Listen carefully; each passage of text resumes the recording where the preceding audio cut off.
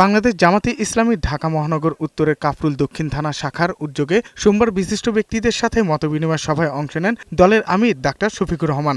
এ সময় সংগঠনের মহানগর ও থানার নেতাকর্মীরা উপস্থিত ছিলেন। প্রধান অতিথির বক্তব্যে জামাতের আমির বলেন, ভারতকে পারস্পরিক বোঝাপড়ার মধ্য দিয়ে চলা উচিত, যাতে দুই দেশের সমতা ও সম্মান বজায় থাকে।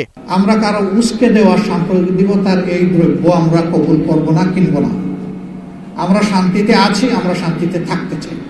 আমরা চাই তারা আমাদের সাথে ভালো ব্যবহার করুক, আমরাও তাদের সাথে ভালো ব্যবহার করব।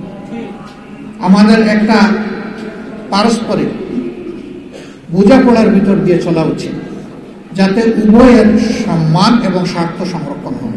জুলাই অভ্যুত্থানে 2000-এর বেশি মানুষ শহীদ হয়েছে। 4 মাসে মাথায় নিহতদের নিয়ে আওয়ামী লীগ মিথ্যাচার করছে উল্লেখ করে তিনি বলেন, আওয়ামী লীগ জুলুম করলেও জামাত কখনো করবে না।